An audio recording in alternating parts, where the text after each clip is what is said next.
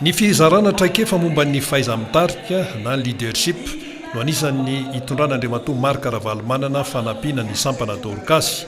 Anampy ny sampana izany traikefa izany mba hahafahany manatotosany asa fanasoavana sy ny fitaizana amin'ny mpiarabelona. Ilaina ihany koa ny ezaka fampivoarana ny vehivavy satria manana andraikitra eo anivon'ny fiarahamonina sy ny fianakaviana izy ireo.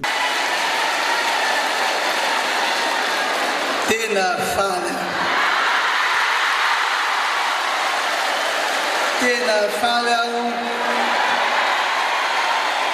miaraka amin'ireo Dorcas. Tena faly tokoa ny azany. Hafa ihany ny Dorcas, hafa ihany anareo Dorcas.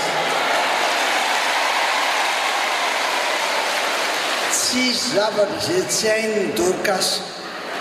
Ary zany natonga aho nilaza tamin'ireo l'EPS io raha nisy fotoana izay nentina mba namezana azy ny leadership dia hoy izaho hoe ny vehivavy no lohan'ny taranaka, mananantsika taranaka vanina.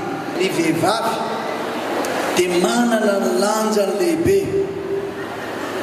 manana ny lanjany maizy azy. Tena faly amiaraka amin'ireo ka dia nivolonteniko aho Satran'Andriamanitra fa tonga tia mahajanga aho manatrika ty fanokafana na fankalazana n'Andriamanitra no ny fanokafana ny jobily fa 50 taona ny Dorcas ity. Solitenan'ny sampana avy amin'ny faritra rehetra eto Madagasikara no mandray anjara amin'ity fankalazana ny jobily fa 50 taona ny sampana Dorcas eo anivon'ny sahan'ny FJKM ity. Zay ny antsika ny varatra, dada hotsika ufovoany, matoky anao zahay.